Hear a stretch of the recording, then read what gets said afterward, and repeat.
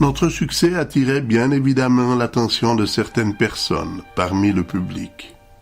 À peine quelques jours après le salon, nous reçûmes un coup de téléphone du directeur du Collège canadien des naturopathes de Montréal, un dénommé Paul Deshôtels.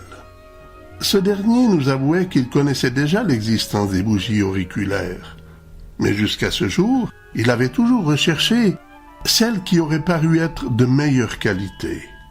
Résultat, il avait déjà trouvé des bougies italiennes qui lui paraissaient être très efficaces. Mais après avoir vu nos bougies Bioson, il avait changé d'avis pour les nôtres. Travaillant en étroite collaboration avec un naturopathe de nationalité française, il désirait se servir de nos bougies pour développer une nouvelle thérapie. Jean-Claude Rodet, qui enseignait la naturothérapie au Collège canadien, possédait d'excellentes connaissances sur l'anatomie ainsi que la physiologie de l'oreille humaine. De plus, ses recherches comprenaient également la pathologie ainsi que la microbiologie.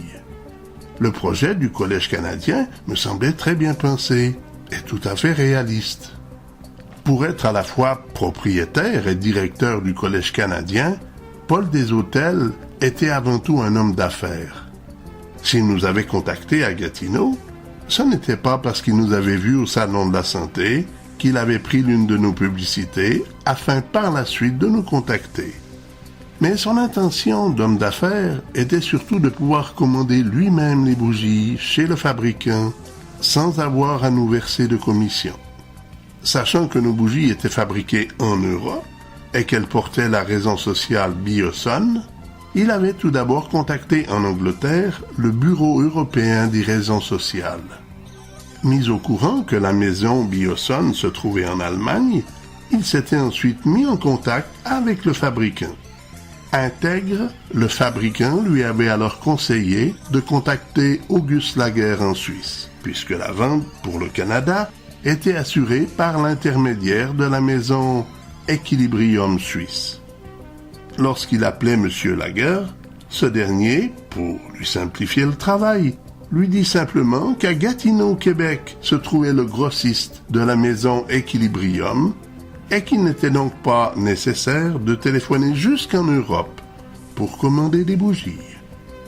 Voilà pourquoi Paul Deshôtels fut contraint de devoir traiter avec nous pour fournir son collège en bougies. L'une des premières questions qu'il me posait fut de savoir, s'il mettait au point une nouvelle thérapie naturelle, comment la nommer. Après une brève réflexion, je lui donnai la seule réponse qui, à mes yeux, semblait la plus logique. L'auriculothérapie. Puisque j'avais débuté la massothérapie, enchaîné avec la galvanothérapie, pourquoi pas désormais y ajouter l'auriculothérapie? Mon raisonnement semblait logique. Cependant, Paul devait me faire savoir que d'autres personnes avaient pensé à ce nom avant moi. Moi aussi, j'avais pensé comme toi. Mais voilà, l'auriculothérapie existe déjà. Cette thérapie consiste à traiter le corps humain par des points d'acupuncture uniquement localisés autour de l'oreille. Wow! Mais alors, c'est de l'acupuncture. Car, que je sache, l'acupuncture n'a pas de limite. Elle peut se faire sur n'importe quelle partie du corps, des pieds jusqu'à la tête. S'il commence à mettre des noms de thérapie pour chaque partie du corps où ils mettent des aiguilles, ma dernière réflexion lui donna une idée. C'est vrai ce que tu dis. S'ils utilisent le nom d'une partie du corps pour se l'approprier, à nous aussi d'utiliser un nom qui nous est propre. Par exemple, l'auriculothérapie Equilibrium. Loin de moi l'idée de le contrarier. En donnant ce nom à cette technique, c'était faire de nous des pionniers. Une thérapie qui aurait porté le nom de notre entreprise. Décidément, ce mois de mars 1991 nous était bénéfique. Malheureusement, ce qu'il devait nous donner de la main gauche, il devait par la suite nous le reprendre de la main droite. En ce printemps de 1991, j'allais devoir partager mon local de massage à la Sportec avec une jeune femme massothérapeute nouvellement arrivée de la ville de Québec. Pour ma part, je n'y voyais pas vraiment de problème de concurrence. Pour ne prendre que l'exemple de Richard Larose, mon client le plus fidèle, les rares fois où ce dernier avait eu recours à d'autres massothérapeutes en mon absence, il n'avait pas été satisfait. Car, dans le domaine des médecines douces, où il y a des soins du corps, une chimie finit par s'établir entre le client et le massothérapeute. Par la suite, si le client est volontairement ou involontairement obligé de changer de thérapeute, le taux de pourcentage a un risque de déception est à chaque fois très élevé. Et j'en parle en connaissance de cause pour avoir souvent traité de ce sujet avec les gens. Le 165 de Pélissier. 4 ans avaient passé depuis l'achat de notre quadrex au 38 de la rue Montreuil. Nous nous étions fait des amis avec certains voisins. À l'occasion, nous faisions des échanges de services. L'un d'entre eux travaillait dans la construction et à plusieurs reprises, il s'était pincé le nerf sciatique. Suite à d'atroces douleurs, mon appareil Stimulgesic 2000 l'avait alors remis sur pied et permis de continuer son travail. En revanche, notre voisin du côté ouest, lui, était d'une nature à la fois bruyante et égoïste. Plus jeune que nous, d'environ une dizaine d'années, ce couple avait des goûts musicaux qui n'étaient pas vraiment les nôtres. De plus, leur système de son semblait être défectueux, ne laissant ressortir uniquement que les basses. De ce fait, nous avions très souvent l'impression que quelque chose ou quelqu'un frappait contre le mur, provoquant des vibrations. Un jour, où ils se trouvaient dans leur jardin, et où ils avaient ajusté leur musique de façon à pouvoir arracher les pissenlits sans en perdre une note, je leur demandai gentiment s'il leur était possible d'ajuster les basses de leur système de son. La réponse qu'ils allaient me faire me fit rapidement comprendre qui étaient nos voisins. « Hey, j'ai acheté une maison pour être chez moi, Chris. Alors si je veux écouter ma musique, je vais pas venir te demander l'autorisation, hostie. » De toute évidence, chercher à dialoguer avec ce fidèle aux convictions religieuses bien déterminées aurait été peine perdue. Alors, je décidai de faire appel à un organisme capable de concilier toute conviction religieuse, la police municipale. Eux, au moins, auraient des arguments beaucoup plus persuasifs que les miens. Comme nous étions les plaignants, les policiers commencèrent par venir nous voir afin de connaître nos griefs. À peine étaient-ils entrés dans notre cage d'escalier qu'ils remarquèrent que les tableaux vibraient contre le mur sous les impulsions des ondes musicales. Je leur conseillai ensuite de monter dans notre salle à manger afin de constater qu'à cet endroit, les hertz étaient encore 2 fois plus élevés qu'où ils se trouvaient. Ils refusèrent, me mentionnant qu'ils avaient bien assez de preuves. Et quelques minutes à peine après l'arrivée de la voiture de police chez nos voisins, la musique était devenue à peine perceptible à nos oreilles. J'étais rassuré. Les policiers, contrairement à moi, avaient su trouver les mots clairs et persuasifs pour se faire comprendre. Pourtant, quelques semaines plus tard, nous fûmes à nouveau forcés de faire appel à la police pour dissuader nos voisins une nouvelle fois de faire preuve d'autant de générosité en offrant leur musique au quartier tout entier. La rumeur dit que derrière chaque grand homme, il y a une femme. Bien que je n'ai pas l'impression, en toute modestie, que le mot « grand » me représente tel que je suis, je reconnais volontiers que sans Francine, mes ambitions seraient restées plus modestes dans la vie. Exemple, nous avions une maison, ou disons plutôt un quart de maison. De ce fait, je nous considérais chanceux d'être ainsi propriétaires et ne voyais pas la nécessité de vouloir changer quoi que ce soit. Quant à Francine, son désir d'expansion ne semblait pas se limiter à un quadrex. Je dois reconnaître que l'état d'esprit vis-à-vis de nos voisins était loin de favoriser une raison de demeurer plus longtemps en ces lieux. C'est pas dans le vent, c'est une drôle d'idée. Dire comme ça tendrement de mots démodés. démodé, ma femme, ma femme. Mais sans fleurs, sans discours et sans la mairie, pour le cœur c'est chaque jour que l'on se marie. Ma femme, ma femme. Curieuse impression d'avoir cherché quelqu'un et d'en respirer toujours le parfum. Ma femme, ma femme. Depuis des années, elle porte mon nom. Ma fille chaque année porte son prénom. Ma femme, ma femme. C'est ma tendresse, ma passion, ma richesse, ma raison, ma folie, l'horizon de mon pays, ma chanson, les choses de la vie et le temps partagé. L'on fait jour et nuit que nous rapprocher.